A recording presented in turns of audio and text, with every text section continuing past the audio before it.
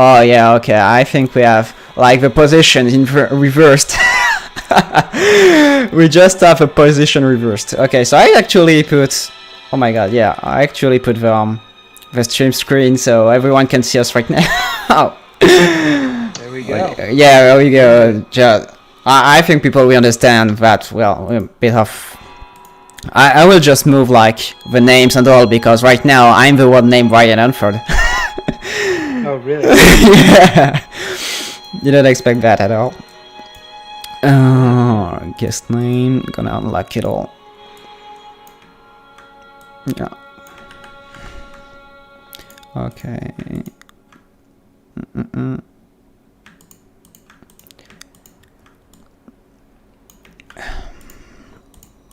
Okay, guest name goes here.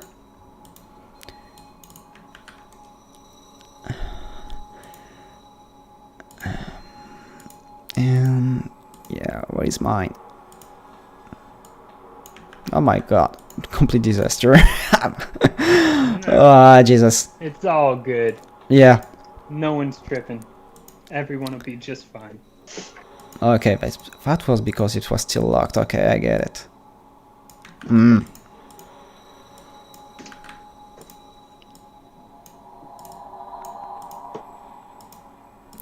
I can set up my own nickname. That's pretty. Oh, okay, yeah. It was done here. A little tricky. Oh my god, yeah.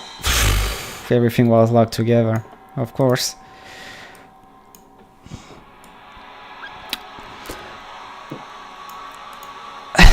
Oh my god. Okay, so people already can see you. Some people are already starting to say hello to you. Hello. What's going on, everybody? How you doing? Sorry, just trying to set up my cam so that it's in one position. That actually gives me a bit of time to actually adjust my own. Alright, well, you do you. I got it. I'm all over it. I'm ready to rock when you are. And almost there.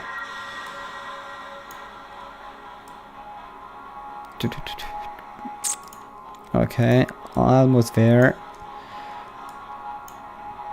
And there we go. I did this adjustment last minute. Okay. Alright, well there we go. Okay, so hello everyone. Thank you for coming, for joining us for the first episode of Talking About the Devil. And hello Brian. Hello. So you agreed to be the first guest of this new series. So do you mind introducing a bit yourself for a minute? Yeah, absolutely. What's going on, everybody? My name is Brian Hanford. You may know me as V from Devil May Cry. I am a voice actor, a writer, an actor, based out of LA, and just, living life, trying to get everything going and keep moving. And I know COVID is obviously screwed, not screwed, but it's put a pause on a lot of things. But as things come back, we're getting back into the swing of things. Perfect. Absolutely. Yeah, COVID has been quite an asshole for everyone, and United States has it a bit complicated. And in France we had a lockdown, and traveling abroad has been complicated. Like for cons, fans being able to meet like you, other people from the DMC team. Like a lot of people have been anticipating for a meeting, and boom, everything got cancelled at the last minute. Okay, and so to explain a bit people what this series is about, so the goal is to have relaxed chat with you, with a lot of people from the DMC franchise, so actors, maybe producers if I'm lucky in the future. Lots of people having various topics and talk, being really like, if you have to crack a joke, like last time when we did the charity live stream, Ruben just admitted he knew about hentai and stuff, so it's really spur of the moment stuff, just being natural. A disclaimer I need to make, however, is that I'm going to ask some questions, and the chat too at some point will be able to ask some questions. But however, note that anything coming near the potential DMC5 special edition or any new entry in the series, these questions won't be taken here simply because of a non-disclosure agreement thing, and just breaking it can cause people like serious trouble. So I took some notes from a past podcast you held last year from Residents of Evil. Like the link is in the description in the YouTube. You just said like you're a fan of science fiction, you like to create works, and you'd like to write for gaming stories. Could you tell me a bit more about it? A bit more about what in specific? Well, specifically about gaming, I guess, because like you've been preparing some shows, and so I've been having a look at your website. So of course it's a bit wide. So since things have evolved since last year, so maybe your project have evolved. So what is in your mind right now if you think about writing about gaming? Well, I mean, the biggest thing that I find in terms of writing and creating in any space, gaming or for TV and film, is like finding a way in which you can connect to the world or connect to the genre that you're already talking about, but in a more unique way. And like that's what I really find exciting about writing specifically, but also creating in any capacity, is like, how can I make this unique? How can I make this different than it was before? And the greatest thing about science fiction or kind of supernatural type of content is that there's so many avenues to take. I mean, look at all the different superhero movies, and I'm not even a big fan of those. So it's like being able to see that there is such a clear and obvious appeal to so many people in so many different ways. I mean, look at Devil May Cry. It has a massive and very devout fan following, and it's one of the lesser known game or supernatural series out there, whether it be like Adi Shankar's doing his series for Netflix, I believe, the Devil May Cry animation, if that's still going on. Last I heard it was. But it's just like there's so much to find and so much unique individual things out there that I think a lot of people really connect to and a lot of people find interesting. I know I do. All right. Well, being a fan of science fiction, like I know you're a bit of a gamer. Like you like to play games. You're also a gamer. What kind of science fiction games? You have a lot of them, but could you name a few of your favorites? Yeah, absolutely. I love, like, even though it's literally, I'm not joking, I'm a total pathetic person when it comes to anything related to horror. But I love the first BioShock. Oh my god, that was so sick. It was so creepy and weird, and like there were checkpoints, like there was things where I was literally like, oh my god, I don't want to go into this room,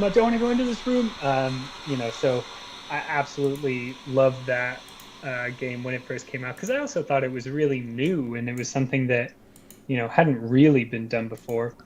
I wasn't the biggest fan of Death Stranding. I know that's controversial, but like I just thought, what's a good way to put it? I'm a big believer in a game being a game, right? Like, don't get me wrong, as an actor and as a voice actor, I love the acting that is done, and I love the cutscenes, and I love the, story that people put into these games now and make such a huge deal out of. However, I also very, very much believe that I want to play it as a game first and enjoy the story second. So like, for example, The Last of Us 2 that just came out. Unbelievable acting, unbelievable story, but the gameplay is like, it's classic. It's controversial, whatever, but like I like to play the game and then enjoy the acting and cutscenes second. So yeah, BioShock was great. I really enjoyed the Final Fantasy remake. Obviously, you know, DMC I'm so bad at, but I enjoy playing it for a very narcissistic reason. You know, I'm super, you know, still into my old school games. I love playing Smash Bros. And Star Fox on N64, repping that. You know, oh yeah, I like those old school games too. Like I guess I have some Nintendo stuff. Oh yeah, there you go. Hell yeah. Yeah, I guess. You know what I've been getting back into because I just like, I'm never gonna not love it, is old school Pokemon on Game Boy. Oh yeah, Like, it was my first so Game Boy game, I think. yeah, it was awesome. But yeah, I mean, those are kind of like, I would say my biggest ones outside of, you know, any of the sports, you know, like FIFA and all that. I play a load of that. I've been playing Warzone a fair amount, you know, just to really stay on top of that. But yeah, I mean, you know, it's another great one that I really liked is the Star Wars one that just came out. I totally forget which one it was. Was it? Anyway, whatever. But yeah, I mean, the new Star Wars one I thought was super cool. Yeah, Jedi Fallen Order. Thank you, Fallen Order. I keep wanting to say Fallen Order, but then I think that's the movie, and I don't know. I get myself. I was pretty hyped. I thought that was legit. Yeah, it was pretty good. The only bad side I find in this game is the lack of proper New Game Plus, actually, because I wanted to go back and have my full powers, and actually you have to go through the game and regain everything, and actually EA released a New Game Plus DLC, and you have to do the game the first time, and yeah, it's pretty weird. Like you only keep the cosmetics, and you're like, what's the point of a New Game Plus if you just keep the cosmetics? That's yep, exactly. I also like Half-Life 2, but that's old school. Yeah, don't worry, I'm not that young. Yeah. I'm pretty sure, given you love science fiction, you must be waiting for Cyberpunk, right? Yeah, you know what? I am, but I think the biggest... I'm just so... I am, but I'm just so nervous of it being a letdown. I'm so nervous that it's going to be, you know, just like... It looks really awesome. It seems like it's going to be a super cool game, but there's so much hype around it that I'm like, I'm just nervous it won't live up to the hype. But yeah, I am really excited for it. I think it'll be really cool. Yeah, well, yeah, it's true. But then again, they did The Witcher 3, so yeah. So, could you tell us a bit about how you got into Devil May Cry? Yeah, by literally like hitting the lotto. I'd been doing video games and motion capture, you know, a little bit. I've been doing a lot of voice work, but my motion capture experience was definitely less than at that point. And I just happened to get this audition, and I went in, and they were super secretive about it, and, you know, didn't tell us anything, not the names of the characters, not what the game was, and they kept it very hush-hush. I auditioned, left. They called me back again to do a different scene and do some other stuff another day. And then about a week or two later, I got the call saying, hey, we want to cast you. And by the way, now we can tell you what it is. It's Devil May Cry 5. And like, I was blown away because I was never the biggest Devil May Cry fan back in the day, but I remember playing it. I remember playing Devil May Cry 3 with my buddy in college because they were, you know, into that. And so I was like, whoa, like, hasn't it been ages? And then I looked, and it's like been 9 years, and I was just super pumped. Indeed. And also because I, you know, being in the voice and mocap community, you know, I knew about Dan and Ruben and Johnny. So that was also like just like surreal and very exciting to be a part of, you know, something with these guys on it. And then the other people that were brought in, I mean, you have Faye Kingsley, who I worked with, and of course Agnes, and they were unbelievable as well. So it was just striking gold, you know, just hitting the lotto ticket number that I got that, and I will forever be thankful for it because it's been such an amazing experience. Yeah, they were basically like superheroes in a way for you, like Ruben, Dan, and Johnny, and just like that, you were working with them, and you had to. I think you had to deal with because you were, in a way, a fan, but you had to be professional. So there was a bit of a mesh, and Yeah. considering them, I think they're quite tight as a team. And Yeah. that must have been. Well. Yeah, I heard that quite the jokers, and like there's ton of videos at the cons, and you see them doing pranks to each other. Yeah. So for some reason, I think like since you were new to the cast, I think you had some pretty joke handed over to you. Yeah. I mean, you know, you gotta be to try and keep up with those guys. Yeah, go figure. Like just talking with Ruben alone, like you need to be ready to talk and to follow what he's thinking about. Do you have any? You gotta go on a journey. Oh my! Well, I haven't been able to be in touch with him yet. But I hope I will be able to have some stories. And speaking about stories, do you have a specific like joke or anything funny that came out of hanging out with him? Yeah, I mean, you know, one of the funniest things was, I'll tell this to anyone who will listen because I'm still trying to get in touch with Capcom to get the footage of this, but not everyone knows, or at least I hope they do now. But Dan was actually the motion capture for Griffin. Yeah, we know. So a lot of my scenes were with Dan, but because he's a bird, he's literally running around flopping his wings. I mean, that was the funniest thing to have to take him super seriously as he's just running around doing that. But yeah, another funny thing was Ruben showing me or explaining to me about how the hole in the ground bathroom works, because I had never experienced that until I went to Japan, where there's no toilet, it's just a hole in the ground. And Ruben kind of explaining that to me was one of the funniest experiences ever, because I mean, it's Ruben, you know, he tells you how it is. And him showing me how a bidet works, that was exciting. He's just like, he's a hands-on freaking awesome guy that is never afraid to share his feelings. Yeah, like I do remember, like there was one time in a con, like you saw him like holding a stick and following Dan around and pretend it's been like in the toilet, but he actually washed it beforehand, so all was good, and you could see him running around and. Oh yeah.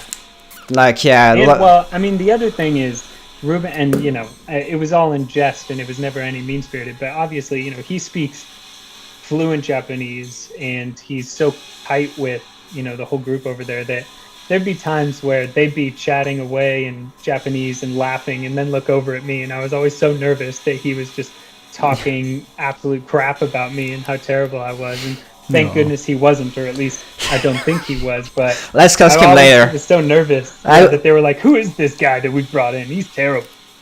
I will ask him about it later. Yeah, we'll definitely do. We'll tell you about the results.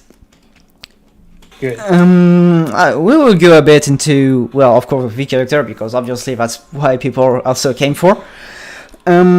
I have a damn lot of questions, because not only there's the character in the game, but there's also the manga Vision of V. Maybe you have read it? Absolutely. Okay, so we will go into Visions of V a bit later. We will start with mainly the game stuff.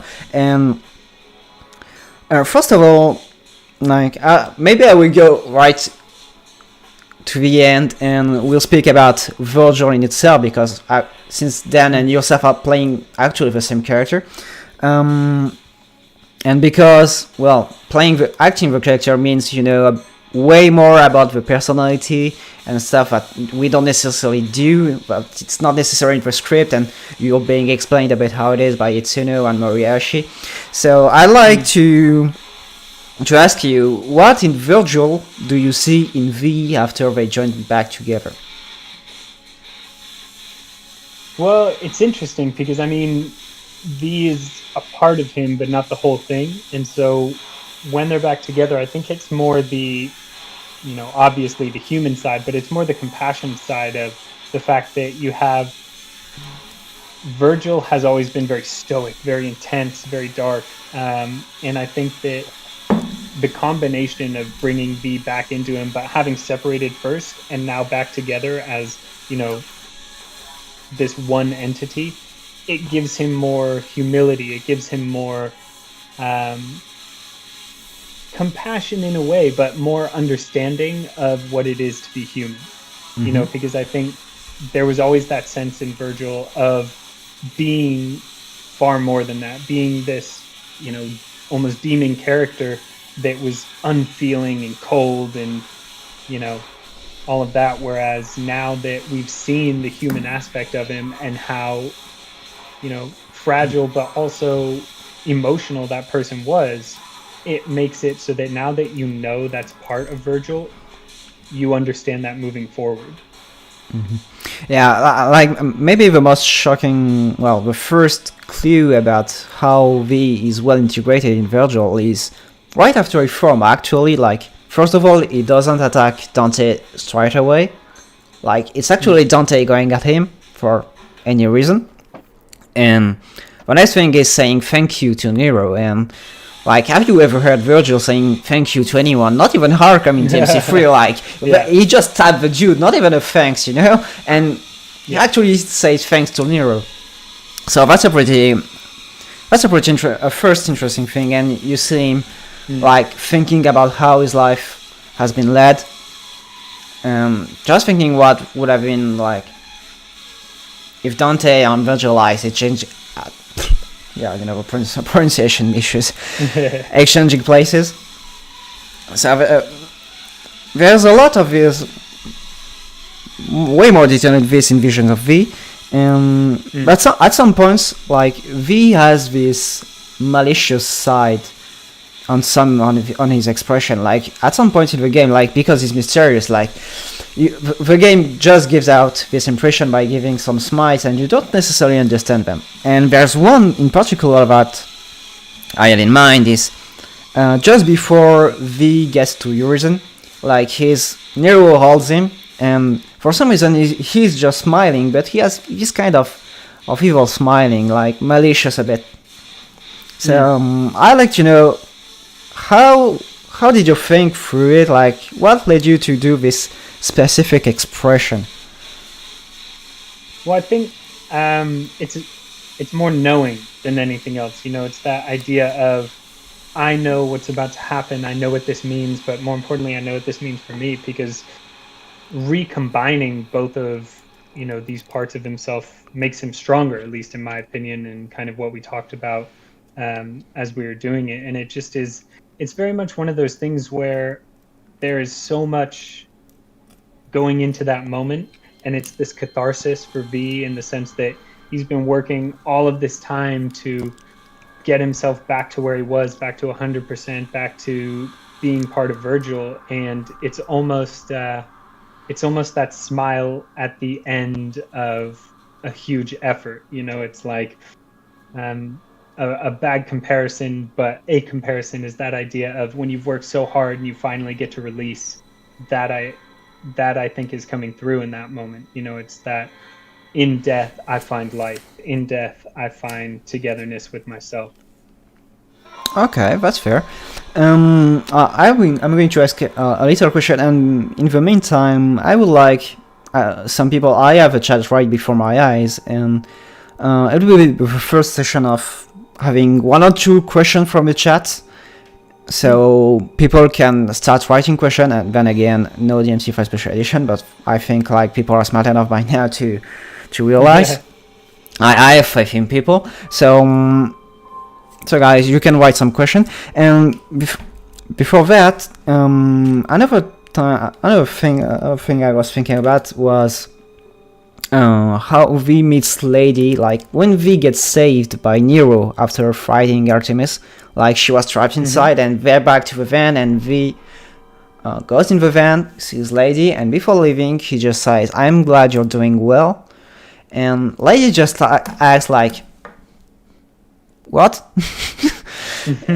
And the reaction alone is understandable, but Virgil met Lady only once before Devil May Cry 5. It was in DMC3, and they were just fighting. Like she was trying to get in the middle of a fight between Dante and Virgil, and that was pretty much the only chance they have to meet. So how for some reason it feels like V like feels a bit special towards Lady. I'm not sure how to put it, but he seemingly cares, and he hasn't shown any sign of care for anyone past that. So, how would you explain how is his Lady in that point, if you have any idea, of course?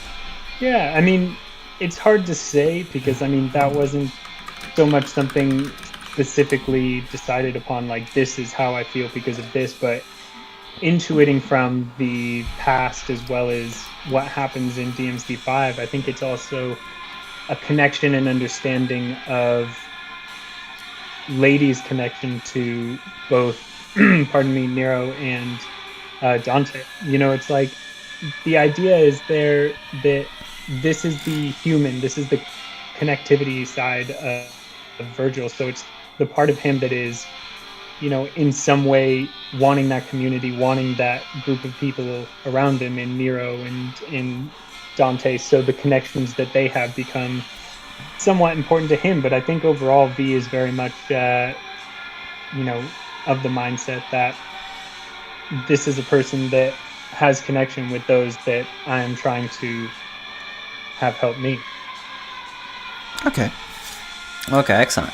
Because, like, you know, fans love to make suppositions and, like, oh my god, maybe he has a thing for Lady, even though Virgil had a woman with whom he had a baby, you know, and you're like, wait, what? Like, oh my god, is something is something going on? I have not, I don't know. I mean, I think, personally, I don't think that's V's MO. I think he's pretty asexual, just because of the nature that he's not full human, you know, he doesn't have that aspect of it. His one purpose, his one goal is reconnecting the part of himself to the rest of Virgil. All right, yeah, of course. Like, I haven't been saying this in public. Like, I told this before we start. You know, like, this is mostly your interpretation. Like, what you're saying right now, and for the rest of our talk, is unnecessarily the canon vision of this character through Itsuno's lens. It's just your interpretation. So of course, like, if maybe Itsuno watches us for some reason, maybe later, and he comes to say, not necessarily, because, like, maybe you remember when Dante, Ruben and Lady and his wife got to the Tokyo Game Show last year, and his wife was dressed as Lady, and it said it's not the real thing. So this is pretty much the same kind of idea, just interpretation and thoughts. Like, let's not try to read it too much into it and give the clickbaiters some reason to do more clicks. Exactly. I have there's a question from the chat from Nux here. Okay, question time. First of all, thanks a lot for your work as V. And question, did you stumble across DMC fan art? What do you think about the DMC community in general now that you're part of it? Yeah, I mean, I absolutely love the DMC community. I think almost every single person that I've talked to, that I've met in person, whether at cons or, you know, talked with on the phone, whatever it may be, has been absolutely fantastic and such a positive experience. And in regards to the fan art, oh my goodness, do I love it. I mean, in fact, there's a very, very talented artist that did one of the signing photos that I have, that I, you know, actually use at cons and stuff, was done by, you know, someone. I hesitate to say fan art because she's a professional artist. I mean, it's unbelievable what she does. But yeah, I mean, you know, there's so much amazing content that people have created, whether it be, you know, fan art or fan fiction stories, you know, spin-offs, all of that. I think people are, you know, very, very passionate about DMC. And in my experience, it's beautiful to be a part of. I absolutely love every minute of it because people are just the greatest. You know, I've really enjoyed being a part of it. Well, thank you. I mean, that's nice to hear. Like, we just do our best. Well, of course, I'm not the spokesperson for the DMC community, but just thank you for the kind words. Absolutely. Someone saying I'm crying. Oh my god, well, people can be quite emotional. That's cute. Okay, so well, some pretty interesting questions. Because actually some people just are asking questions that I plan to ask afterwards. So I'm trying to do a bit of select. Let's see. So Mary J asks, how do you think? Do you have something in common with V? Do I have something in common? Yeah. With V? How? Yeah. Other than my sultry demeanor and low voice. Yeah. I think people.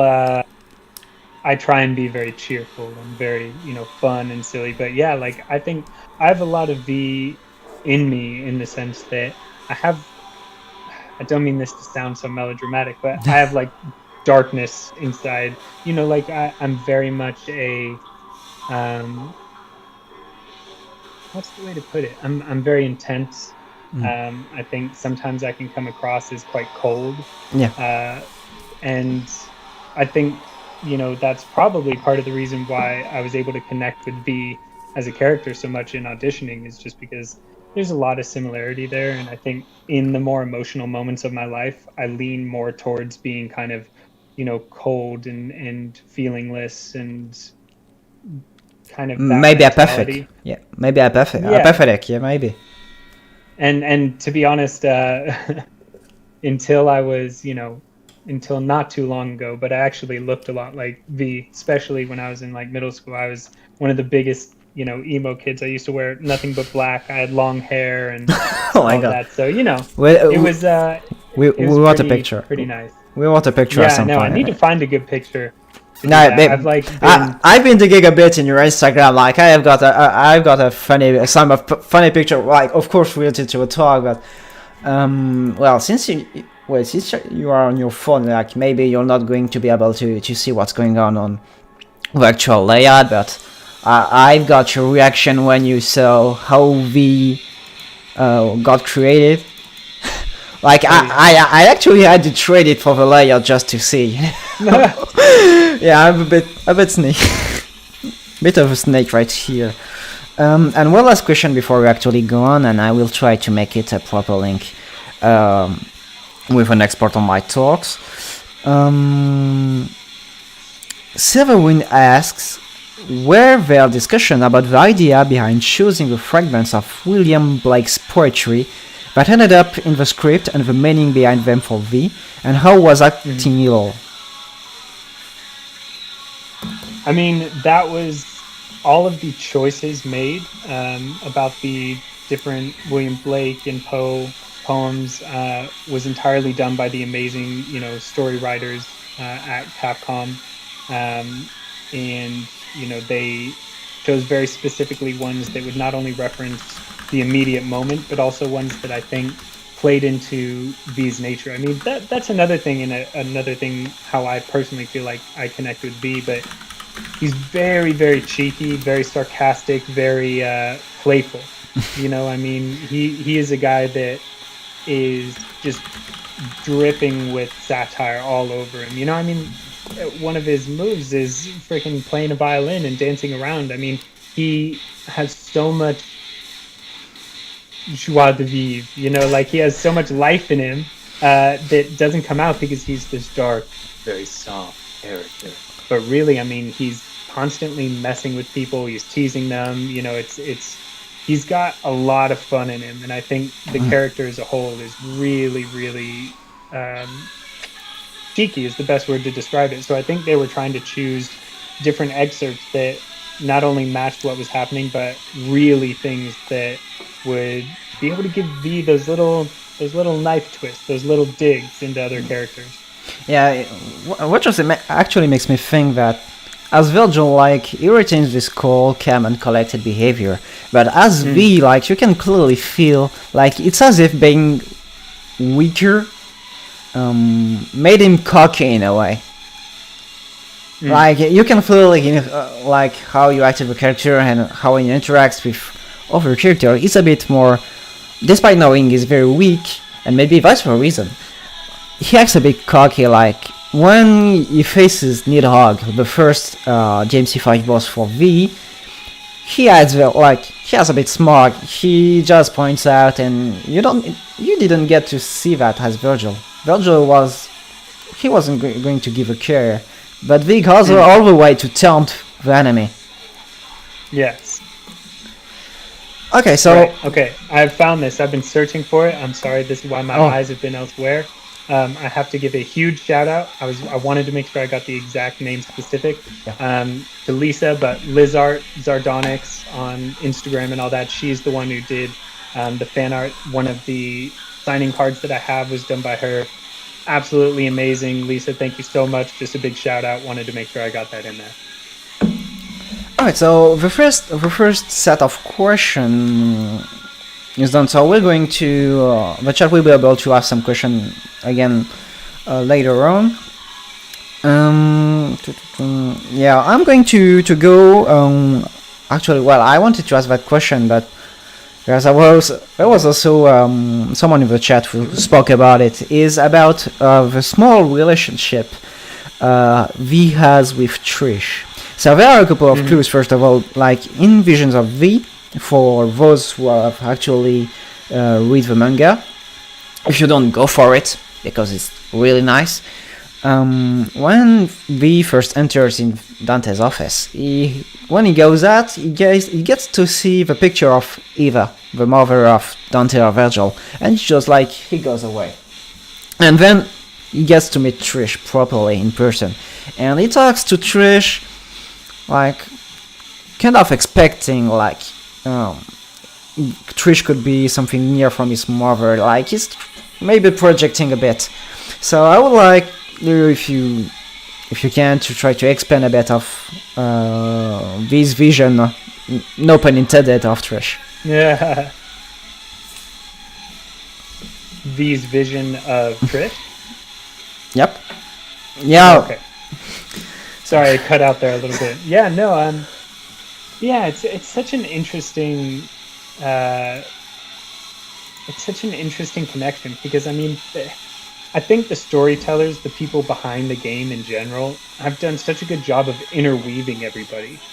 Everybody has some sort of connection to each other, and all of that is extremely important as well as you go through the series. So I feel, there's just V specifically, it's coming at it from such like a multi-pronged, dimension. It's like any of Virgil's preconceptions about a character, V has those, but with the harsh, fiery, quite literally demonic side of Virgil removed. So sometimes, whether it's a more compassionate side, whether it's more of a I can treat you like a person, not an enemy, because I think that's another thing about Virgil, is the idea of he's very much a lone wolf, whereas V can't be. If V tried to do things by himself, he would have just crumbled away into the ether, and Urizen would be the only part of Virgil left. So I think, yeah, I mean, it's hard to be very specific about it, because I don't have specifics about it in the sense that, that wasn't a deeper meaning than just the, connection that we had in person. That was about it. Yeah.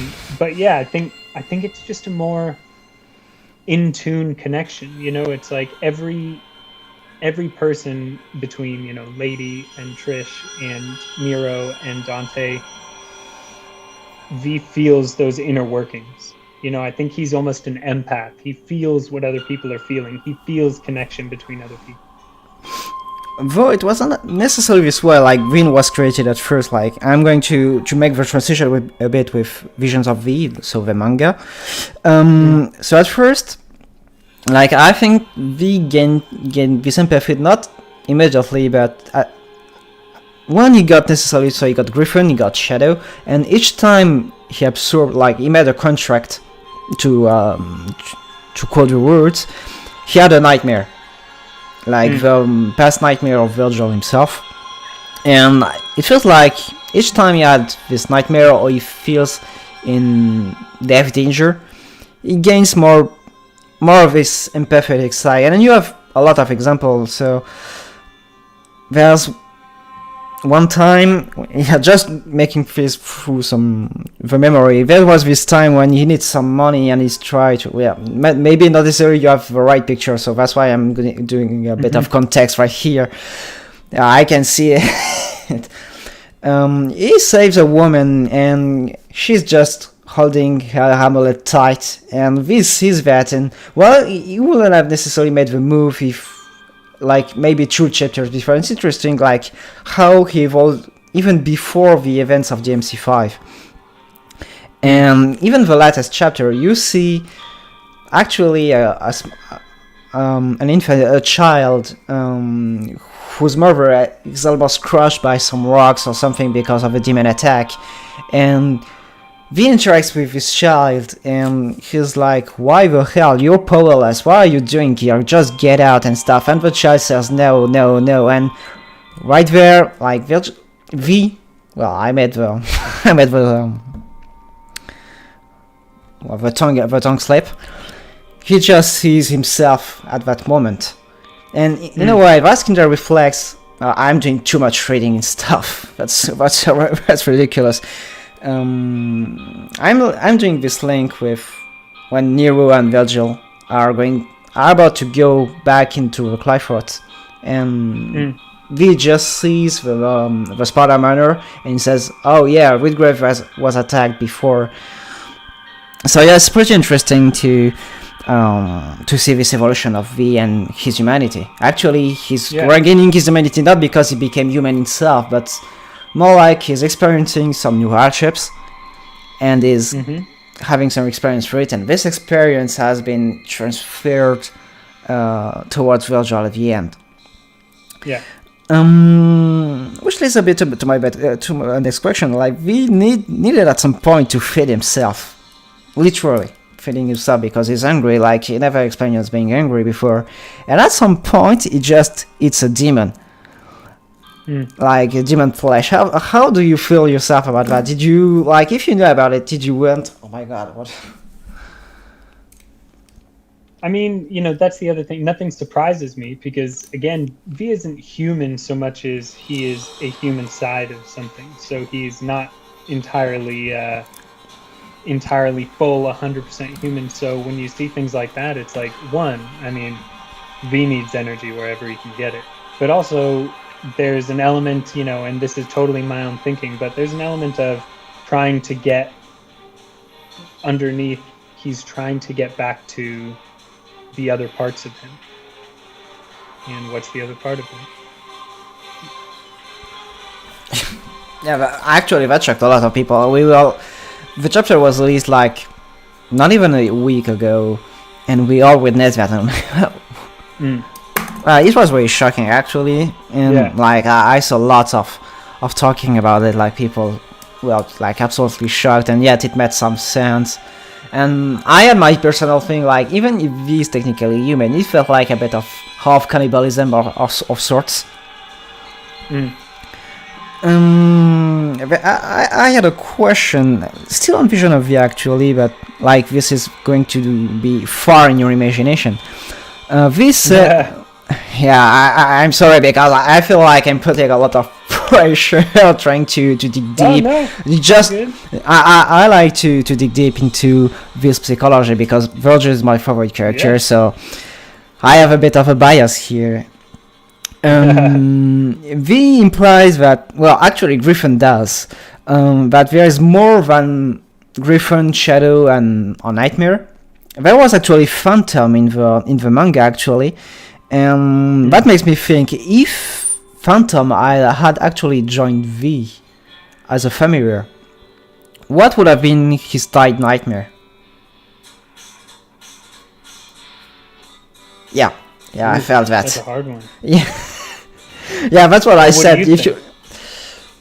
Well, since it has he was reminiscing his times as Nilo and Jiro, so maybe it would have given us some time we weren't told between like GMC4 and GMC1 because it wasn't late, but so maybe I must expected to see Nilo and Jiro being bullied by Phantom or anything like that, and maybe discovering some part of how Mundo's teachings in a way, because that's not really teachings, got into Virgil, like even after being defeated by Dante. Like when Virgil gets defeated as Michelangelo, he's still all about power for some reason. He still didn't get it. So I think Phantom would have been maybe a key of that, because it was supposedly the most powerful of the familiars out there. Like because in a way, because we couldn't get Phantom, he got Nightmare. So at least that's my interpretation. So I like the idea that these familiars weren't always the same either. You know, the idea that they evolved into the ones that suited him most, or he found the ones that suited him most, or they are extensions of himself through discovery. You know, like I love the nature of V's character being just like so beyond what's the word I'm looking for? Just so beyond immediate comprehension. You know, it's not just like what you see is what you get, it's on the surface, blah. No, he's a much deeper character than that, with a lot going on. I mean, in that one scene in the game, not in the manga, but in the game, where he's remembering being a child and what happened and all of that, it's like you see this true and honest humility, you know. And I don't know, I think V has a whole lot to offer, and obviously as a completely selfish person, I just want them to bring him back. yeah, go figure. It was actually interesting. I think that, well, I mean, that's not shoe cleaning, or although I love using that expression for some reason, but like I like Virgil even more because thanks to V, actually, because like I think one of V's purest moments was actually this scene. Like he's just playing it out, and you can I could hear the bitterness in his voice when he just said he was playing over here. Like he just couldn't help it, and that's what happened. Yeah. After that, the second part was when he said Neo, he just wanted to be loved and stuff, and that was, wow, my god. Yeah. Like there was this conflict between being happy at the idea of reuniting as Virgil, because it was right after. It was actually in the same mission, like with a smile I asked you about, and just before, like in the same time frame, he was telling you everything he felt deep inside. We're going to get into the next set of questions from the chat. Yeah. So I'm going to go a bit ahead, because I read a very interesting question like just before I close the other one. It's not a tricky one, of course. Like I feel like I have to say this beforehand. So it's Alessandro Farazano Pescara. I don't know if I read it right. Hello Brian, thank you so much for doing this interview. My question is, what were your thoughts about this conversation? Oh yeah, it was with Trish. Sorry, but never mind. Oh my god, yeah. Oh yeah, what was this one? I'll tell you this though, is the writers and the creators of this game do not do things by accident. They don't do things haphazardly. So everything means something, and everything has a deeper meaning. Do you think in something in particular? Like, I don't know. I feel like you have a clear picture of, I don't know, maybe a specific scene in the game that makes you think like that, or it's just a general impression.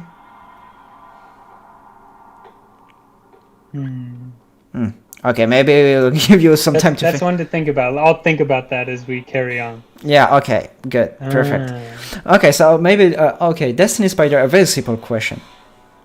Like, real honest. Destiny Spider asks, what's your favorite one of your pets? Griffin, Shadow, or Nightmare? Like, considering not only personality, but also gameplay and design. Shadow. 1,000,000 times over, because 3 reasons. 1, Griffin is annoying and just like the worst little, like, just a gnat on your shoulder constantly telling you what to do. I don't mean the actors at all. In fact, the voice actor for Griffin is awesome. We've had a chance to meet a couple of times. He's great. Brad Venable. And obviously I love Dan. But yeah, no, Griffin, it's just like, he's constantly nagging. And then Nightmare is like, I think, a physical representation of, V's biggest fear, whereas Shadow is almost like a security blanket, a comfort. Shadow is freaking this thing that he is always confident in the ability to get shit done. Not to mention, I mean, the Black Panther, freaking awesome. All right. Okay. Shout out Chadwick Boseman, R.I.P. Do you like him in the game too? I guess. Like playing, do you like using Shadow's attacks the most, or like jumping up the spikes? Yeah, I think those are freaking awesome. When Shadow's just like, yes, like, he goes, he goes completely Sonic, and yeah, I think Shadow's dope, but like also because I see Shadow as a pet companion versus Griffin, who's like, a tag-along friend, and Nightmare, who's a tool. Shadow is very much a companion, like someone that gives comfort, someone that gives, a sense of ease. Yeah, it looks like Destiny Spiders agrees with you. He says, "My man, Shadow is the best and good and adorable.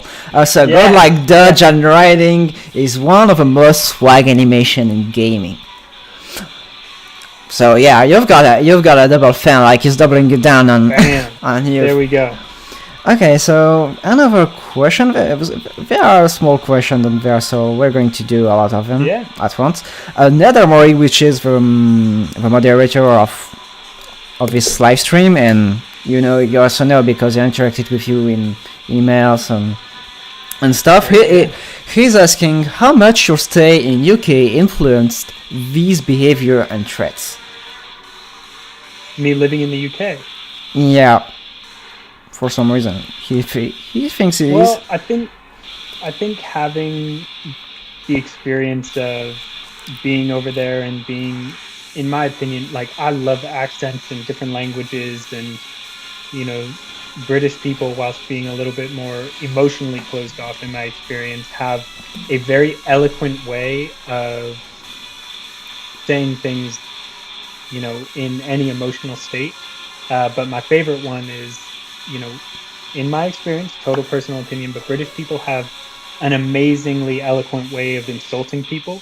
So I think there's a lot of flavor and fun and linguistic intelligence behind V's character, with the William Blake poems and Poe poems, and the way in which he uses metaphors and similes to, kind of navigate his way through the game and through the manga.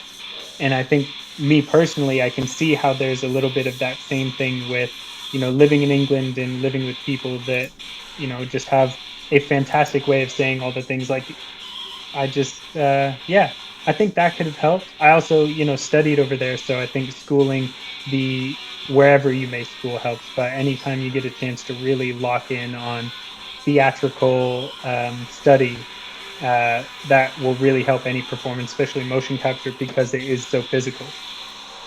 All right, yeah, because like it really seems like he was able to detect some UK threats into this, so I think you were able to translate it into the catch-up. Yeah, there's definitely some crossover there, but also, I mean, think about the words of Shakespeare, and think about all of those, and I think that there is this kind of almost lyrical way in which V speaks, and that harkens a lot back to that. Yeah, that's true. Like, I actually read William Blake after the game came out. Like, I ordered like the Book of Horizon, so I actually read the whole story, and it was pretty tough because I'm not a native English at all. Like, I've stepped like twice in the UK, one being last year. So it was really tough, but it actually made sense. Like, I read a bit of the lines, and you could see some similarities. That was pretty interesting, and seeing how it translates to the game is so well. They made such a nice job to do this kind of parallel between the poetry. Meanwhile, there was still this Dante from Dante Alighieri, the way into hell and stuff. So they managed to actually combine both universe into a symbol. So that was pretty interesting. Like, I really like the mesh. Another question, it's from the Oseshiki. The reason he's asking this question is because Robin, like when he did the motion capture as Dante, they actually asked a professional dancer to come, and that's how they did the Doctor Frost, like with the hat dancer and stuff. Michael Jackson. Yeah, exactly. And the Yoshishiki asks, did you do the motion capture for these X-Provocation taunt, the dancing in the rain dance? Like with Ruben, we did bits of it, but the whole dance was done by a professional dancer. We do little moves and elements of it, the beginning of it, the end of it. But no, the entirety of it was done by professionals, because apparently I'm not a professional dancer. Yeah, I didn't know that. I didn't know that until I did it on camera, and they were like, yeah. But yeah, no, I definitely did not do well in that regard. Like, don't get me wrong, I can dance, but the difference between a person who can dance, or like me, a person who thinks they can dance, and a professional dancer is, it's like saying I'm good at basketball versus a professional basketball player. Oh, so you do play basketball? Like, I knew you were watching. I do not play basketball. Oh. I play soccer. Oh. I do a lot of like wakeboarding and snowboarding. But yeah, footy's like the game that I actually play the most. You're gonna be a bit disappointed because I play basketball, so I had hope like maybe if I go into Los Angeles. I'm just so bad at basketball. It's one of my favorite sports to watch. I'm a diehard Warriors fan, but yeah, I'm just not good at it. Not one bit. Okay, so if I ever go to LA, I'm going to do some drills with you. Just yeah, you have to.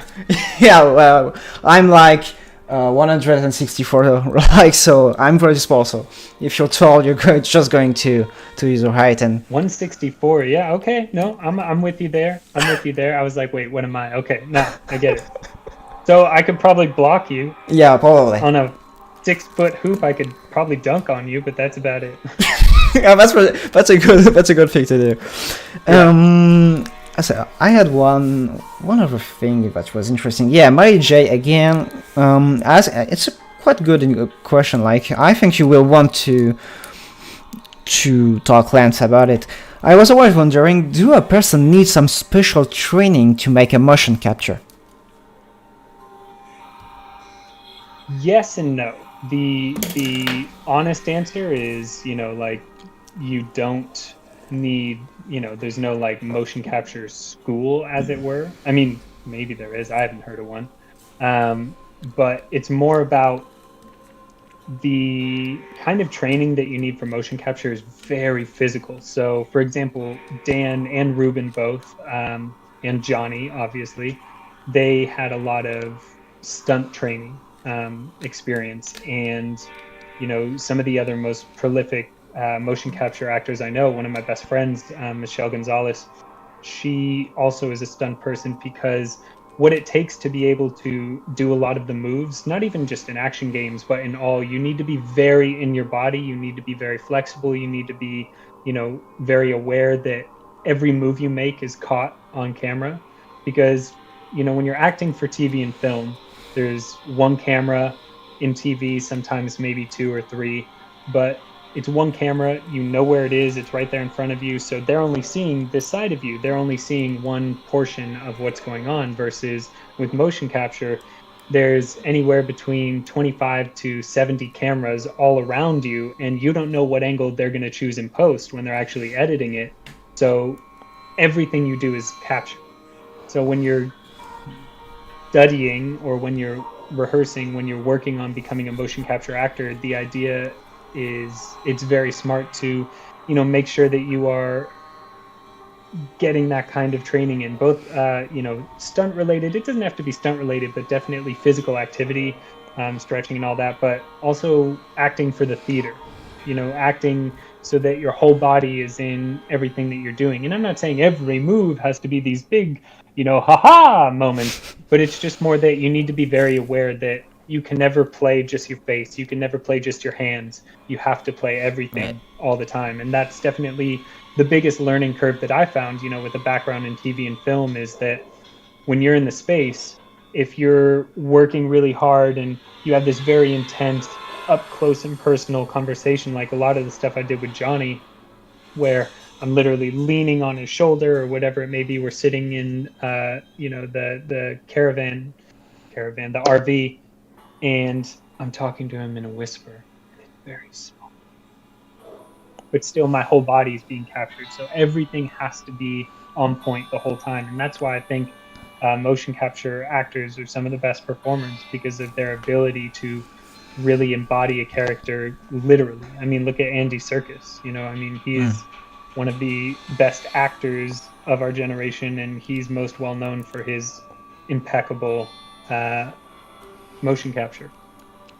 Yeah, I heard like some of them actually martial artists themselves. Like I think Dan has done lots of I couldn't say because I suck at martial arts, but I think he has got some pretty good knowledge and practice. Like he is unbelievable as a martial artist, as a stunt expert, as a gymnast. He is so well trained, and then on top of that, being just a fantastic actor.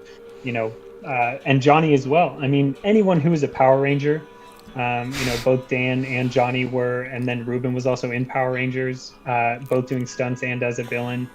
Anyone who is in those, you need to be able to handle yourself both in fight choreography and stunt. Perfect.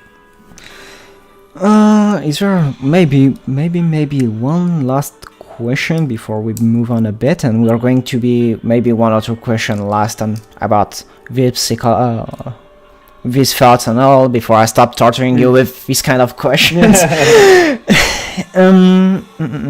Let's see. Okay, so one translator of a vision of a manga just saying that she is happy that you actually read the manga, so this is good. Oh yeah, are you kidding me? I'm a total narcissist. There's a manga about V. Yeah, I'm reading it. You must have been shocked that the volume 2 has Dante on the cover instead of you. Nah. Yeah, you got the first one. Yeah, the best thing about that is just like there's more content being created, and I'm never sad about that. It's just increasing the chance that they're going to make a V anime series or movie or another game, and I get to be a part of it. Yeah, that would, considering your performance was so well received, I'm pretty sure you're going to have it if it happens, of course. Yeah, well, thank you. I hope so. Fingers crossed. Yeah. Get it done, Capcom. I we're going to hear. I am going to send it to the community manager, and let's see what he says about it. Yeah, seriously. I mean, hell, I got into a bunch of trouble. Let me rephrase this. I was nervous. I was going to get into a bunch of trouble because, I was looking at some promo that was it Nintendo put out. Someone put it out. I didn't put it out. Anything like that. And it was the Super Smash Bros. Coming out, and I tweeted about it like, like what? V's in this? And then instantly just my DMs exploded with people being like, oh, V's, you're saying V's in this and all that, and obviously Capcom, don't get me wrong, they're super strict about like you can't talk about this stuff, but they're like, I mean, I tweeted out the photo, it's like, nope, I'm just a fan. I want this to happen. Like, it was so funny that it literally was just like, what? Oh my God, are you saying this? And it's like, no, I am not. But if what I said makes it happen, then that would be awesome. Yeah, that's the big issue with, I would say social media, because everyone likes to read things into tweets. So yeah, I was actually getting to that. Like even some liking of one tweet, like say for example, if Matthew Walker just likes a tweet, and for some reason there could be some hidden message in that, you can be sure you're going to hear about it like for a whole day. Oh yeah. And I remember, I remember clearly when you said that. Well, when you did that thing with Super Smash, and I was like, oh my god, oh my god. And actually, hey, I saw the picture first. I wasn't just making stuff up. yeah, there probably needs to be given a mission like my tweets are my own and do not because I read some people doing that. I think that's a pretty safe net. Yeah, but funny. That would be nice, but maybe, well, talking about Super Smash, like briefly, but I think that would be maybe a copycat of a Pokemon trainer. In a way, that would be some. That'd be cool. Sort of like maybe bulky, or I don't know. Like, let's say, because it's not necessarily a bulky character. Like, it has 3 stars and stuff, but maybe. Give him something like Nightmares, a bit like Ganondorf. I think you can see what I'm talking about. Like, you know, that would be a nice thing to do. Man, can you imagine? Oh, that'd be so sick. Sorry. Smash Bros is like one of my favorite games of all time, but also that's a really cool idea. That like it would be exactly like that. It's awesome. Yeah, well, to be honest, like maybe some people will want to challenge you now. You said like you're a big Super Smash. Yeah. Like I'm expecting some, like Ruben said he was about Street Fighter, like taking his stick with him at cons, just waiting for people to challenge him. So you should take your Switch with you, and whenever you get challenged. Yeah, exactly. That would be a good. I would maybe start. I should probably like do my own buy the game, and maybe get good. Like I absolutely suck at fighting games. Like I'm good at GMC, but fighting games, hell no. Okay, so we'll be slightly moving on. Like I was wishing to ask a question mostly about Griffin, because since they're born out of these nightmares, they're in a way, they're so. Maybe you could agree that they are somehow a reflect of these thoughts and maybe deep down consciousness. Oh yeah, 100%.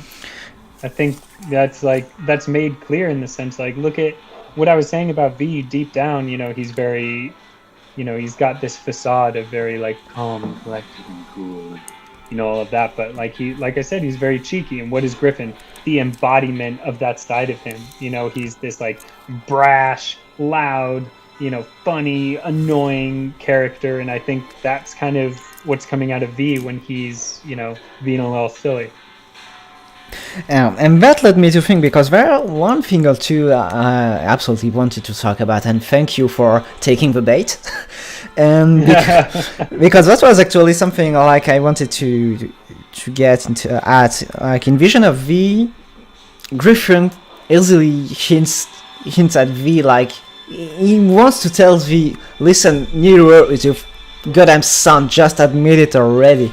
And V's like, no, like I'm not even sure V knows, like he didn't actually quite suspect it, but Griffin's, even though he's kinda his consciousness, there's this weird thing. So my question is, do you think that V, like, did he really ignore that, or maybe he just closed the door to that relationship for now because there was a sense of urgency? I don't think either of those, really. I think V doesn't feel the ownership of being a father because of the fact that Nero is Virgil's son. V is not Virgil. V is one part of Virgil, and I think the connection that he has with Nero is based on the knowledge that I am part of. It's such a hard thing to explain because it's quite an ethereal, you know, idea, but it's just, sure. For me, I truly felt like when I'm with Nero, when I was acting with Johnny, there's a familial relationship, but it doesn't feel paternal. It doesn't feel like a father. It feels more like an uncle. You know, yeah, an uncle or a cousin or someone that, like, I feel that blood tie, but not a direct relationship because of the fact that I am only part of who created you. You know, it's like I am only one piece of all the things that created who you are, what you are. Which is all the more interesting because, well, since I said well so many times in a sentence. Jesus, I will need to correct that. Second languages, you're doing a lot better than I would. Well, we'll see that. I will need to hear myself again and see what I can do. The thing is, well, I think I lost my question. Oh, Jesus. Did I just do that? About V and being a piece of him that feels thank you for that. Oh no, did you just... oh my god. Jesus Christ, Q. Okay, rewinding myself for a bit because I was almost getting it and it just slid away from my hand. I believed that V was, because he was basically Virgil's human side, even though he feels also separate. Maybe I cannot believe that. Maybe because he feels more human. Maybe he'd feel more closer to his family, and it's actually still acting some cold, and that's where the sense of urgency comes in, I think. Well, I think you're right in the sense, like, it does feel closer, but it's at what relationship, you know? Like, I think it's made very clear that V doesn't feel paternal, and nor should he. And that's what I believe. And that's how I played it, and that's how kind of the relationship with Johnny was. But, like, I think that there's a whole lot of, you know, deeper meaning behind that, and just V's connection isn't as strong as it would be if he was his whole self. Because you got to keep in mind that Nero is the same as Virgil in the sense that he's not all of one thing. So, you know, I find it extremely interesting, their relationship, but also the idea of, you know, how they interact with each other throughout DMC5 specifically. Yeah. As also, well, V hiding from Nero some details, like when he wants to get the sword, and V talks a bit about his past, and when he leaves, Nero's like, "What are you? What don't you tell me? Like, there's something going on." And Nero's, you can read on Nero's face that if you told me, that would be a lot simpler, I think. Like, Nero would have gotten the Devil's Sword Sparta by himself. Maybe he would have found Dante, and that's pretty funny to think about it, because the game could have gone a totally different direction. Yeah. Oh well, Crystal Cloud is in the background. This theme, perfect. There you go. There you go, because I put the whole soundtrack in the background, and it was a new matter of time. Nice. Oh yeah, but excellent timing actually. What do you think about the lyrics of Crimson Cloud, and how much do they, like, connect with you, with your acting of V? I mean, I think it's, you know, pretty spot on, personally. I mean, what's cool about it is it seems so intentional, you know? It doesn't seem like in any way just doing it for the paycheck or just doing it because we can. It seems very much like, you know, almost like fan art in a way. It seems like these are people that connect to it, and, you know, they are able to create some awesome music and awesome lyrics, but in a way that's deeper. You know, I feel like the average person listens to it and they're like, oh, cool, you know, great. But, like, a DMC fan listens to it and they're like, ooh, all right, I see what you're doing there. So I really appreciate that. That was quite the reaction, actually. You are pretty spot on, but also the amount of clue hunting on these lyrics was absolutely insane. And the genius part is how half of the community was sort of convinced that V was somehow related to Mundus, and the other half was like, okay, this is Virgil. And you could see so much theorizing around it. It was like, wow. That was the hottest topic around Watch of Fanon and Jeff Rona did an absolute good job on this. Like the writing was just so spot on, and when you discover you do the game and you go back into the lyrics, you're like, yeah, that's it. Like some people are just taking some quotes from the game, split myself in two, summing my power, drag myself through pain. Yeah, and Vision of V just does a good job, because I feel like the game made an emphasis on this losing power. I wouldn't say late, because it's actually well done in the game, but it actually started earlier than we thought. Like V losing power, fearing that his body might crumble away, it started really earlier than we thought. So yeah, but I feel like even comparing to the manga, like the lyrics did a really good job. Okay, I would like to move on, like maybe expand it just about the overall DMC community, because of course, this is for them. So of course, we're going to dedicate a part of it. The first thing I'm going to ask, it's not a question this time, but more than a request, because people have been asking, could you quote some poetry and stuff, and I just thought that we could do it in a way more interesting fashion. So I took a meme from Virgil, and I think you probably saw this sentence in when playing DMC3, saying easy mode is now selectable. So you probably saw it at some point, because since DMC3 is difficult, and when you lose too much, like you are asked to go through easy mode, and there's a whole small poetry saying roses are red, chocolate is delectable, you are not worthy as my opponent, easy mode is now selectable. Would you mind saying this in this voice for everyone? Oh my god, alright. Sorry, you can just warm up if necessary. So roses are Oh, I'm gone. I'm sorry. I lost myself. How do I do these? I'm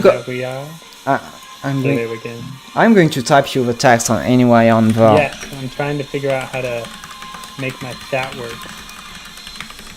Bam. Can you still see me? Wait. I'm going to check. Yeah, but you're now completely... you're just on the vertical. I'm just in vertical? Yeah. Ruh-roh. I don't know how to fix this, actually. What have I done? What have I done? Full screen. There we go. So except this one, you're just completely turning around, like... Man, I've done something very odd. All right, let me try and fix this. Oh dear. Except now we are gone to my original layout. Like I took it. Oh no, perfect.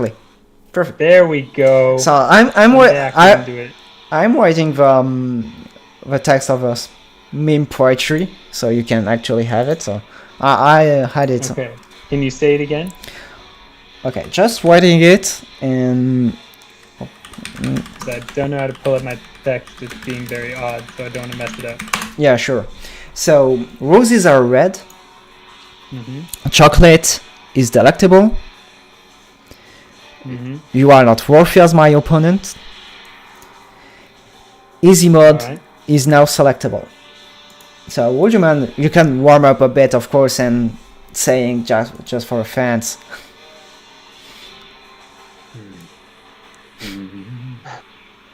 All right, let me see if I can. Yeah, sure. Take your time. Something like roses are red, chocolate is delectable. You are not worthy as my own. Easy mode is now selected. Wow. Something like that. Absolute champ. Thank you for that. Yeah, because I thought just reading some poetry was maybe you don't have necessarily the poetry just before you, and especially since you just came back home, I was like, let's go a bit original. Yeah, Yeah, why not? well, people just loved it, apparently. Come on. Yeah. Well, good. Yeah, excellent. And I love B's voice. It's so sultry and a little bit fun.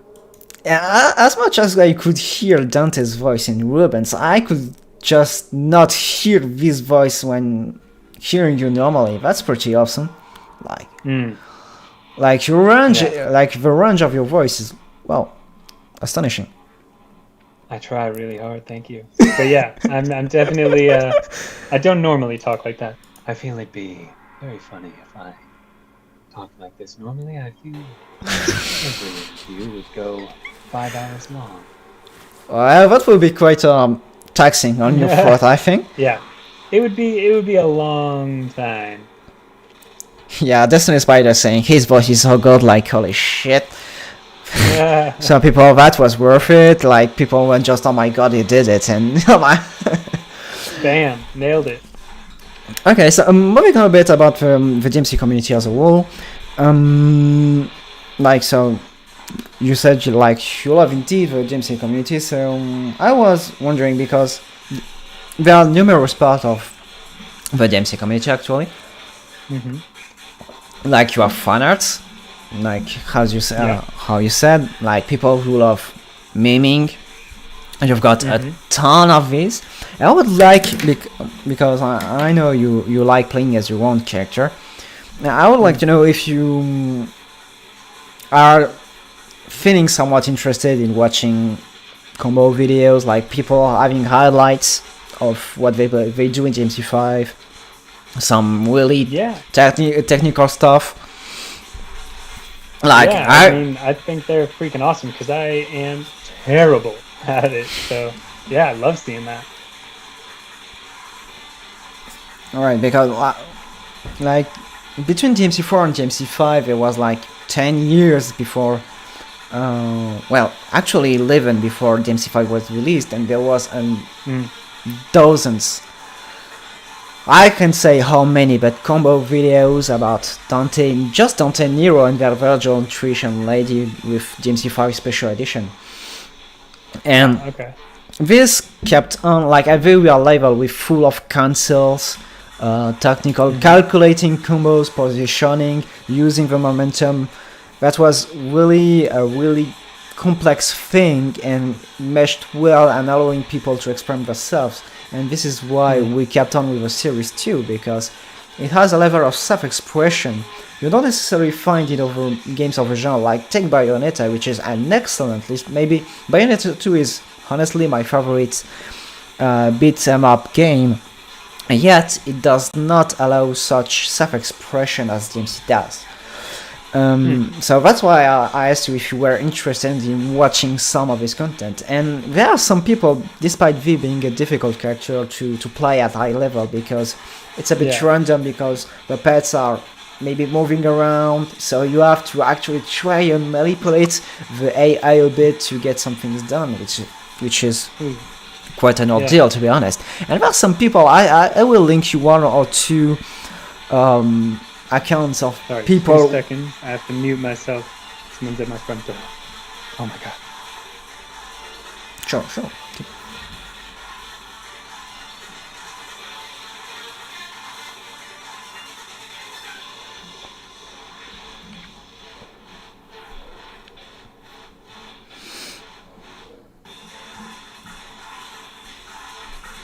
Sorry about that. I have a meeting soon, so I have to head out pretty soon. Okay, good.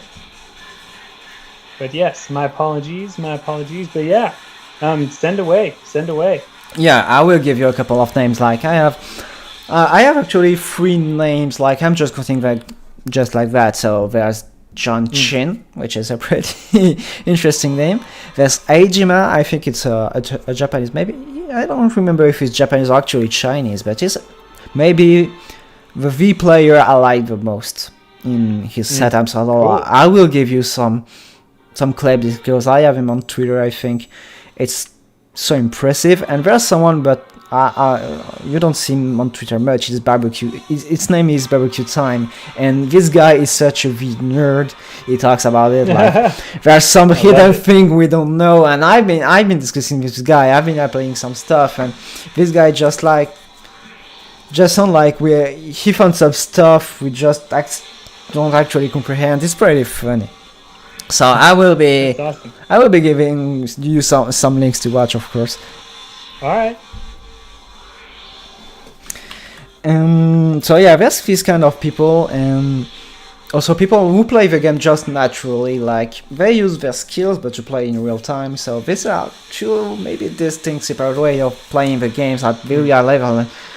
I feel like it's a good time to give a shout out to these people too, of course. And do it. I just do wonder how actors feel when they see players playing their characters like that. Like, oh my god, did my animation were for this purpose or something? It's like I didn't know I could do that with my body or something. This is. And like I remember when I had some time with Ruben, he was pretty surprised, and so I'm wishing to show you after this live talk some couple of films you will be able to see at your own pace, of course. And I hope you're going to appreciate it and give this player just a good shout out. Yeah, absolutely. Let's go for the last set of questions for this live talk, and then I will give you like some time to fully give you some free time to say whatever you want, like not necessarily, well, if you want to say that, of course, like if you just what you want to say right now on the spot about the DMC community, like you want to say what you hope for the future or anything that comes to mind, really. So we're going to wait for a couple of questions. Yeah. And just you know what I want from the DMC future. Yeah. Very simple. We're going more V. I think it deserves some more screen time. Another chance to work with Ruben, Johnny, and Dan on DMC and bring back the crew. That'd be awesome. And like Faye and Agnes and Itsuno and give us everyone. They need to give us a Snyder cut of V somehow. I think that would be good. I feel like we could have got that. I think maybe some deleted scenes or some extra material to give more. That'd be awesome. More perspective of a character. I think there's so much more there. Well, necessarily. I mean, they did great for V.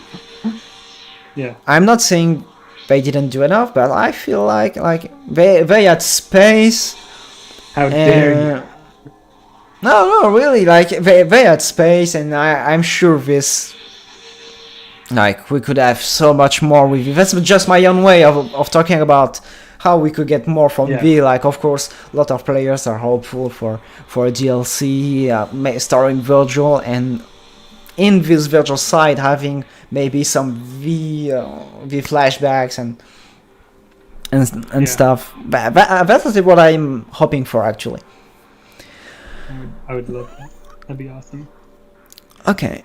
So I have a couple of questions going around. Shoot.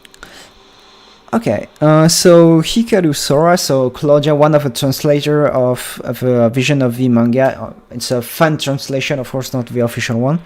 Brian, related to reciting things, I was wondering, during some of the recording sessions, did you recite lyrics from Blake's poems that were not in the game?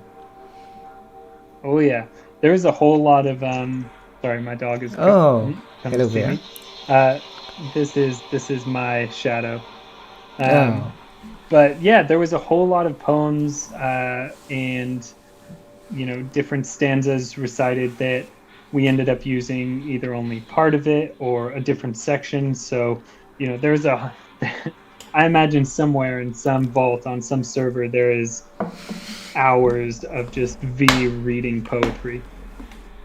No, I mean, now you know Blake's poem by heart. Well, I mean, only V's biggest lines, do I remember those? But yeah, I mean, as a guy who'd read it before and then being inundated with William Blake ever since, and I definitely know quite a few. Okay. Okay, so Alessandro has a question that I actually ignore the topic. Like, I want to know the backstory of the graffiti I want memes that we see on the first of these missions. How did the whole cast and creatives came to approach the idea of it? Favorite memes in studio? Oh. I actually didn't notice that there was a I want memes graffiti. Do you? I didn't know that. Okay, so we good. Looks like you didn't just. I mean, that's the first time I hear about it too, so I'm a bit surprised. Okay, so Janabis, this is reflecting a bit about the Dan and you relationship you had about the whole Virgil character. Sorry, the water. When studying the wall of V, did you look to Virgil's character for inspiration more, or was it more of your own interpretation of the character? It was a solid blend of both, actually. I used Dan a whole lot for backstory information, character information, seeing how how he played Virgil, what he brought to it, why, where it was coming from, all of that. But a big part of what makes V such a compelling character is that he's a side of Virgil that Virgil intentionally suppresses.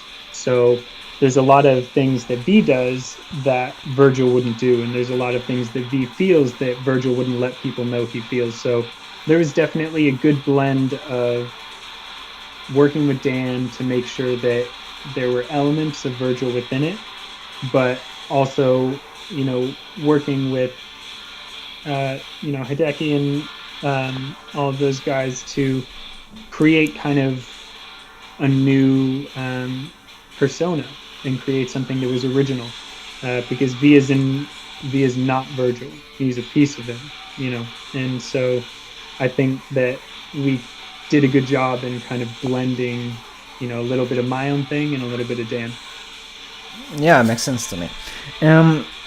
Well, if anything, did Dan got maybe inspired by your own acting of V and try to implement it into some attempting to, well, when Virgil got recreated, did Dan try to, not only from the character you also incarnated, but did he take some things from you and got it into his own acting of Virgil?